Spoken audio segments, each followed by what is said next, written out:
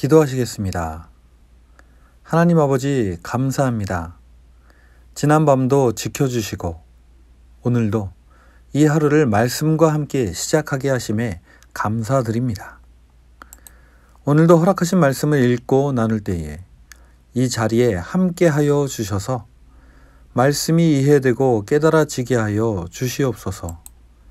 오늘도 말씀 붙잡고 승리하는 하루 되게 하여 주시옵소서. 예수님의 이름으로 기도합니다.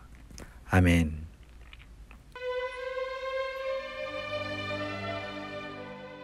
제10장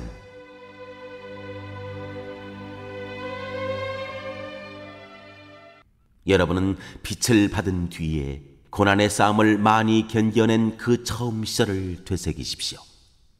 여러분은 때로는 모욕과 환난을 당하여 구경거리가 되기도 하고 그런 처지에 놓인 사람들의 친구가 되기도 하였습니다. 여러분은 감옥에 갇힌 사람들과 고통을 함께 나누었고 또한 자기 소유를 빼앗기는 일이 있어도 그보다 더 좋고 더 영구한 재산이 있다는 것을 알고서 그런 일을 기쁘게 당하였습니다. 그러므로 여러분의 확신을 버리지 마십시오.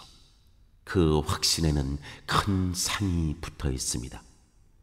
여러분이 하나님의 뜻을 행하고서 그 약속해 주신 것을 받으려면 인내가 필요합니다. 이제 아주 조금만 있으면 오실 분이 오실 것이요 지체하지 않으실 것이다. 나의 의인은 믿음으로 살 것이다. 그가 뒤로 물러서면 내 마음이 그를 기뻐하지 않을 것이다. 우리는 뒤로 물러나서 멸망할 사람들이 아니라 믿음을 가져 생명을 얻을 사람들입니다.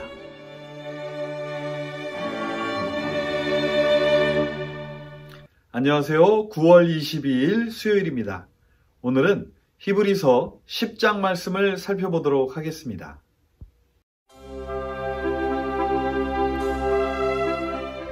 우리는 지난 시간 7장부터 9장까지의 말씀을 통해 대제사장 되신 예수님에 대해 살펴보았습니다. 예수님은 영원한 생명을 가지고 계시기에 하나님과 우리 사이에 영원히 중보의 간구를 드리실 수 있으시며 또한 그의 희생의 피로 제사를 드려주심으로 인해 우리가 거룩하게 되어서 하나님께로 나아갈 수 있는 길을 열어주셔서 하나님과 우리 사이에 중재자가 되셨습니다. 그런데 여기서 한 가지 더 중요한 것이 남아 있습니다. 그것은 예수님의 희생 제사의 유효성입니다. 예수님의 제사는 얼마나 긴 기간 동안 효력이 있을까요? 오늘 우리가 살펴볼 9장 후반과 10장에는 예수님의 희생 제사가 가지고 있는 효력이 얼마나 그 기간을 가지고 있는지 설명하고 있습니다. 먼저 히브리 기자는 9장 25절에 이렇게 말하고 있습니다. 대제사장은 해마다 짐승의 피를 가지고 성소에 들어가지만 그리스도께서는 그 몸을 여러 번 바치실 필요가 없습니다. 대제사장들이 드렸던 제사의 기한은 1년입니다. 그래서 매년 제사를 드려야 했습니다.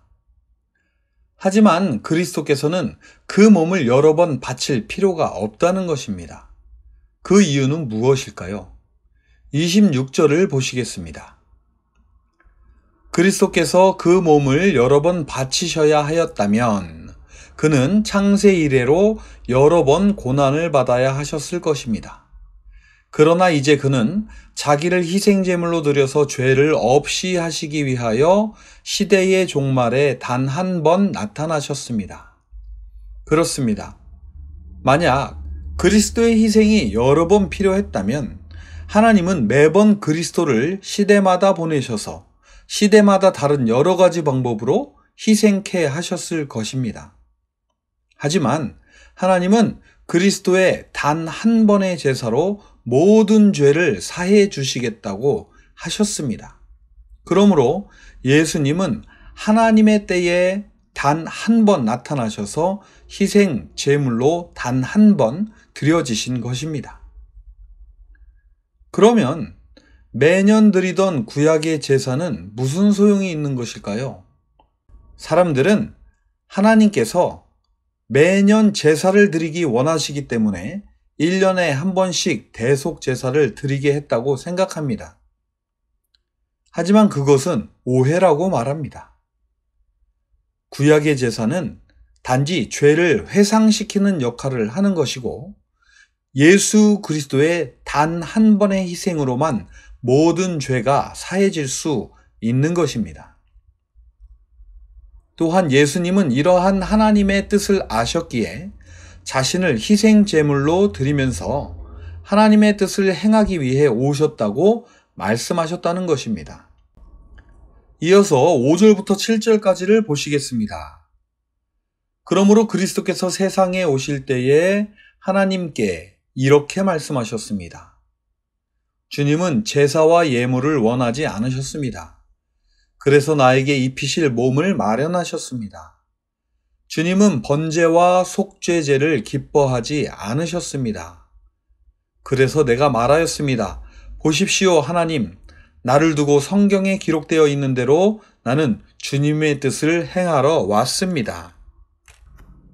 이 말씀은 시편 40편 6절에서 8절에 기록되어져 있는 말씀입니다. 히브리서 기자는 이 말씀을 인용하여 주님께서 이렇듯 하나님의 뜻을 행하러 오신 것이다 라고 말하고 있는 것입니다. 그렇습니다. 그리스도의 제사는 대제사장들이 매년 드리던 속죄 제사와는 달리 단 한 번으로 영원한 효력을 갖습니다. 10장 16절과 17절을 보시겠습니다. 주님께서 말씀하신다. 그날 이후에 내가 그들에게 세워줄 언약은 이것이다.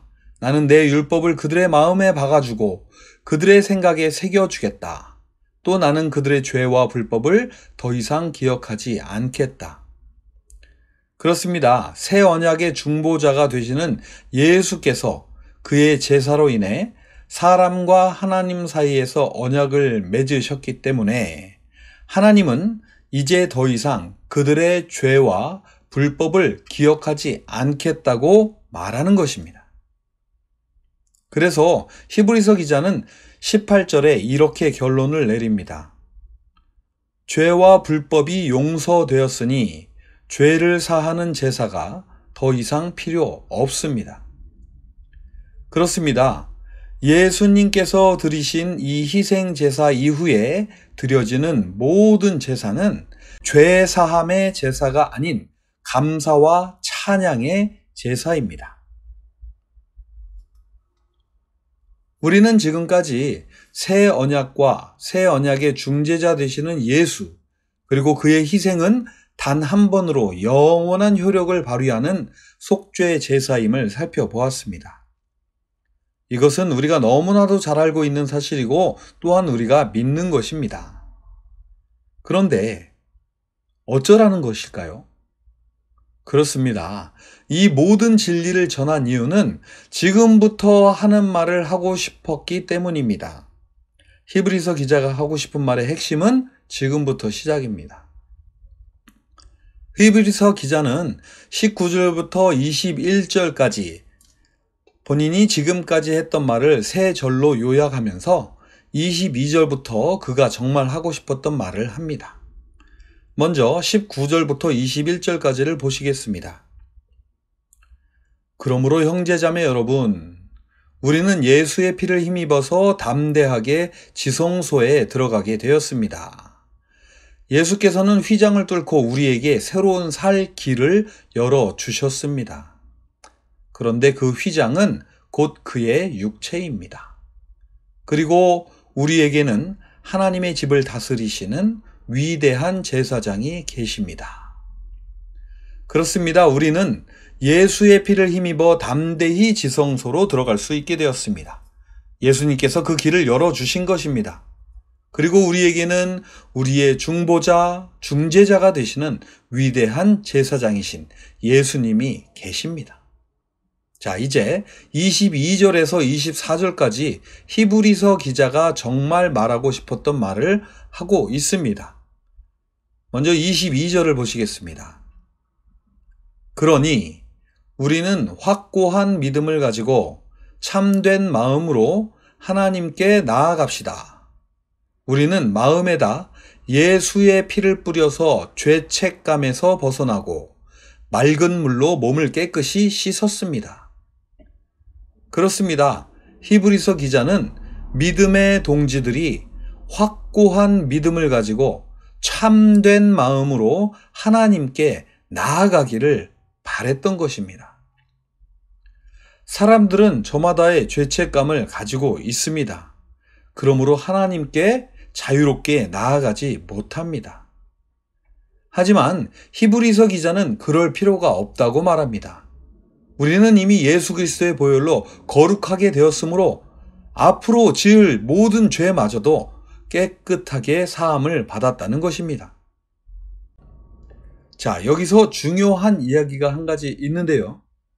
그렇다면 예수님을 믿고 하나님의 자녀가 된 사람들이 잘못을 하게 된다면 그때는 어떻게 될까요? 이것은 12장에서 설명을 하게 되는데 그것은 죄인으로서 죄를 지은 것과 하나님의 자녀로서 죄를 지은 것의 차이입니다. 죄인으로서 죄를 지은 자는 죄의 형벌을 받게 되지만 하나님의 자녀로서 죄를 지은 사람은 징계를 받게 됩니다. 이것은 앞으로 나올 히브리서 12장에서 자세하게 설명이 될 것입니다. 두 번째로 히브리서 저자는 오직 하나님만을 믿고 흔들리지 말고 소망을 지키자고 말합니다. 23절입니다. 또 우리에게 약속하신 분은 신실하시니 우리는 흔들리지 말고 우리가 고백하는 그 소망을 굳게 지킵시다. 그렇습니다. 하나님은 한 번 말하시고 난 후에 그것을 반드시 지키시는 분이십니다. 하나님은 그만큼 신실하신 분이시라는 것입니다. 그러니 그 하나님을 믿고 우리가 비록 잠깐 죄를 지었다 할지라도 흔들리지 말고 우리가 고백하는 그 소망을 굳게 지키자라고 말하는 것입니다. 소망은 무엇인가요? 우리가 비록 이리저리 흔들린다 할지라도 하나님께서 그 죄를 더 이상 기억하지 않으시고 우리들을 영원한 하나님의 나라로 인도하여 주셔서 영원한 생명을 유업으로 주시겠다는 것이죠.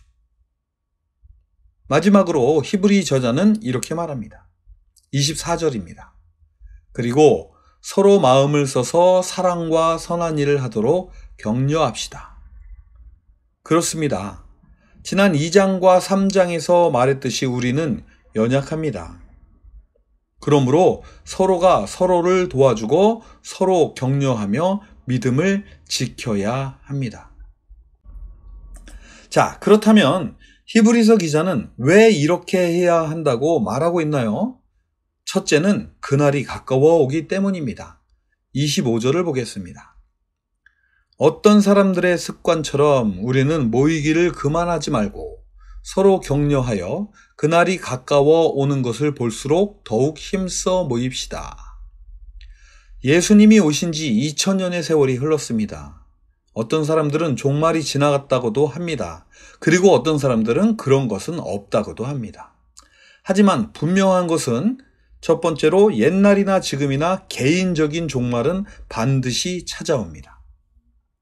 그리고 또 한 가지, 성경은 예수님이 오시기 전까지 약 3000년에 가까운 시간 동안 계속해서 구원자가 올 것이라고 예언했다는 사실을 잊으면 안 됩니다.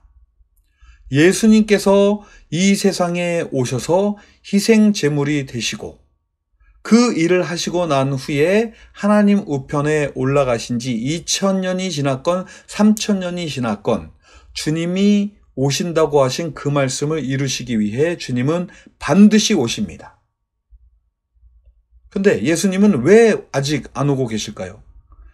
10장 13절을 보면 우리가 약간의 힌트를 얻을 수가 있습니다. 먼저 12절부터 한번 보겠습니다. 그러나 그리스도께서는 죄를 사하시려고 단 한 번의 영원히 유효한 제사를 드리신 뒤에 하나님 오른쪽에 앉으셨습니다. 그리고서 그는 그의 원수들이 그의 발 아래 굴복할 때까지 기다리고 계십니다. 그렇습니다. 예수님께서는 자신의 일을 마치신 후에 하나님 우편에 앉으셨습니다. 하나님 옆에서 이 세상을 다스릴 왕으로 계신다는 이야기죠. 그리고 그는 그의 원수들이 그의 발 아래에 굴복할 때까지 기다리고 계신다는 것입니다. 이때는 언제일까요? 이때는 아무도 모릅니다. 하지만 하나님께서 하나님의 때에 그의 원수들을 모두 굴복시키실 것이고, 그때가 되면 주님은 끝까지 믿음을 지킨 자들을 구원하시고 세상을 심판하시러 다시 오실 것입니다. 그때가 언제인지 우리는 알 수 없으므로 우리는 언제나 늘 주님 다시 오실 날을 기다리는 자세로 살아야 하는 것입니다. 두 번째로, 진리를 알고도 죄를 지으면 속죄받을 수 없기 때문입니다. 26절을 보시겠습니다. 우리가 진리에 대한 지식을 얻은 뒤에도 짐짓 죄를 짓고 있으면 속죄의 제사가 더 이상 남아있지 않습니다. 그렇습니다. 속죄의 제사는 단 한 번 치루어져 영원한 효력을 가지고 있는 것입니다. 하지만 여기서 말하고 있는 죄라고 하는 것은, 이 세상의 죄는 단 한 가지입니다. 무엇입니까? 하나님을 떠나는 것입니다. 이 진리를 알고도 그리스도를 떠나 하나님을 떠나 간다면 그 사람을 위한 속죄의 제사는 더 이상 남아있지 않다는 것입니다. 그에게 남아있는 것은 오직 그들을 삼킬 맹렬한 불뿐이라고 27절에 기록하고 있습니다. 히브리서 기자는 이것을 구약의 예를 들어 이렇게 설명하고 있습니다. 28절과 29절입니다. 모세의 율법을 어긴 사람도 두세 증인의 증인이 있으면 가차없이 사형을 받는데, 하나님의 아들을 짓밟고 자기를 거룩하게 해준 언약의 피를 대수롭지 않게 여기고 은혜의 성령을 모욕한 사람은 얼마나 더 무서운 벌을 받아야 하겠는가를 생각해 보십시오. 자, 그렇다면 우리는 어떻게 해야 할까요? 히브리서 기자는 처음 시절을 되새기라고 합니다. 32절을 보시겠습니다. 여러분은 빛을 받은 뒤에 고난의 싸움을 많이 견디어낸 그 처음 시절을 되새기십시오. 처음에 어떤 일들이 있었기에 히브리서 저자는 이런 말을 하는 것일까요? 3절과 34절을 보시겠습니다. 여러분은 때로는 모욕과 환난을 당하여 구경거리가 되기도 하고 그런 처지에 놓인 사람들의 친구가 되기도 하였습니다. 여러분은 감옥에 갇힌 사람들과 고통을 함께 나누었고, 또한 자기의 소유를 빼앗기는 일이 있어도 그보다 더 좋고 더 영구한 재산이 있다는 것을 알고서 그런 일을 기쁘게 당하였습니다. 그렇습니다. 처음 믿었을 때 가졌던 그때를 기억한다면 우리의 믿음이 다시 불일 듯 일어날 것입니다.